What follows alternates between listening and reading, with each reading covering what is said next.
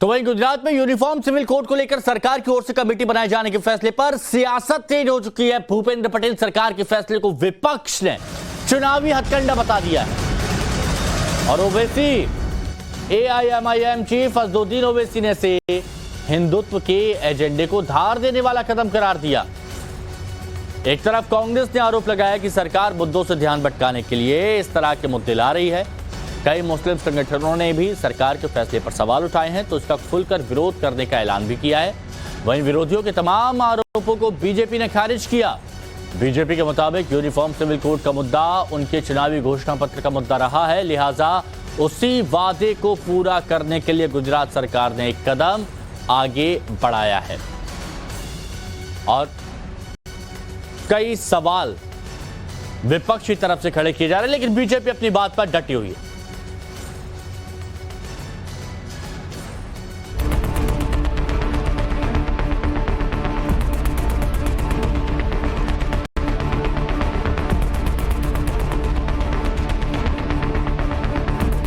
गुजरात में विधानसभा चुनाव की तारीखों के ऐलान से पहले बीजेपी सरकार के एक फैसले पर सियासी संग्राम छिड़ गया है। गुजरात में यूनिफॉर्म सिविल कोड लागू करने के मकसद से सरकार ने कमेटी बनाने की घोषणा की है। कैबिनेट से इसे मंजूरी भी मिल चुकी है और सीएम भूपेंद्र पटेल कभी भी कमेटी के सदस्यों का नाम फाइनल कर सकते हैं।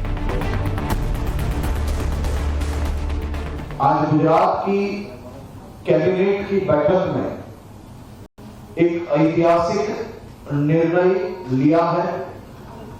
गुजरात की कैबिनेट की बैठक में यूनिफॉर्म सिविल कोड के अमलीकरण के लिए एक कमेटी का गठन करना ये तय किया है।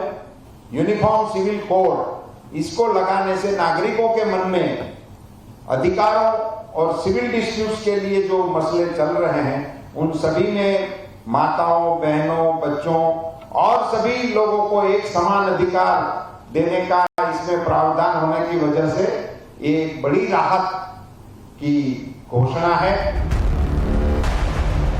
सरकार ने यूनिफॉर्म सिविल कोड को लेकर ऐसे वक्त में कदम आगे बढ़ाया है जबकि चुनाव होने हैं, लिहाजा विपक्ष को इसमें पूरी तरह वोट बैंक की राजनीति नजर आ रही है।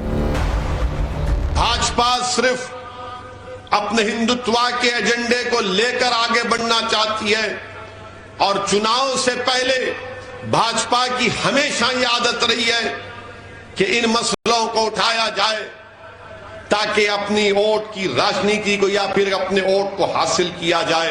भ्रष्टाचार, महंगाई, बेरोजगारी से जनता त्रस्त है, किसान त्रस्त है, देश के जो पशुपालक है राज्य के वो त्रस्त है।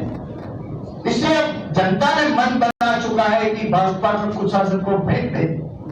इसलिए यह मुद्दा भटकाने के लिए एक कॉमन सिविल कोड के लिए कमेटी बैठाने का भारतीय जनता पार्टी ने निर्णय लिया है, लेकिन जनता उससे गुमराह नहीं होगी।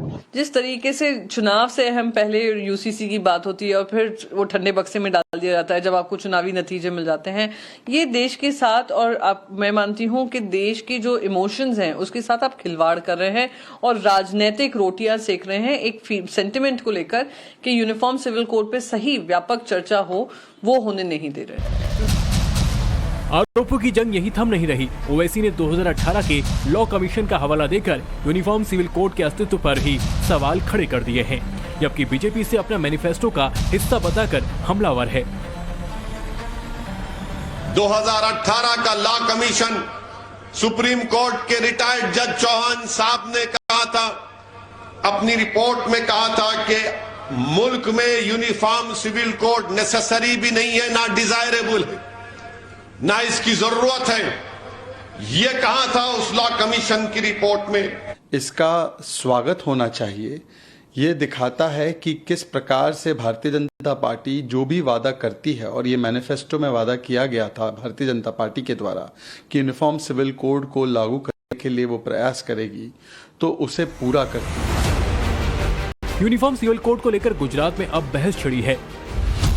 इससे पहले 18 अक्टूबर को केंद्र सरकार ने सुप्रीम कोर्ट में हलफनामा दायर कर साफ किया था कि देश में अलग अलग धर्मों का अलग अलग कानून पालन करना देश की एकता का अपमान है। केंद्र ने संविधान का हवाला देकर सभी नागरिकों को बराबर कानूनी हक दिए जाने की वकालत भी की। केंद्र सरकार ने यह भी कहा कि 21वें लॉ कमीशन का कार्यकाल खत्म होने के बाद यूनिफॉर्म सिविल कोड की व्यावहारिकता की खोज को रोकना पड़ा, लिहाजा 22वें लॉ कमीशन के सामने इसे रखा जाएगा। केंद्र सरकार ने कहा कि यूसीसी नीतिगत मामला है, ऐसे में कोर्ट इसका मसौदा तैयार करने का निर्देश नहीं दे सकता, बल्कि संसद ही इस पर फैसला लेगी। केंद्र के रुख से साफ है कि वो भी यूनिफॉर्म सिविल कोड के खिलाफ नहीं है। हालांकि मुस्लिम संगठन यूसीसी को अपने मजहब में दखलंदाजी बताकर विरोध का बिगुल बजा रहे हैं। और ये हमारे पर्सनल लॉ में दखल अंदाजी है।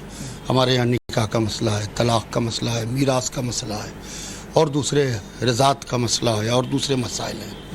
लिहाजा हम कॉमन सिविल कोड की ऑल इंडिया शिया फैसला बोर्ड मुखालिफत करता है। यूनिफॉर्म सिविल कोड का ताल्लुक़ सिर्फ मुसलमानों से नहीं है, बल्कि जितने भी मज़ाहिब हैं सभी मज़ाहिब का अपना अपना पर्सनल लॉज हैं, तो सभी के लिए इसमें दिक्कत और परेशानी का बायस है। और हिंदुस्तान जैसे मल्टी रिलीजियस और मल्टी कल्चरल मुल्क में ये प्रैक्टिकली पॉसिबल नहीं है कि ग्राउंड पर आप यूनिफॉर्म सिविल कोड लागू कर सकें।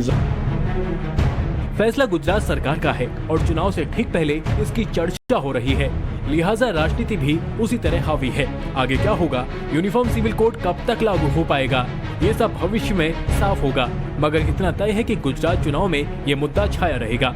सवाल इसी बात का है कि क्या बीजेपी को इसका सियासी फायदा मिलेगा या विपक्ष कोई मौका तलाश सकता है। Bureau report, times now, Navbharat.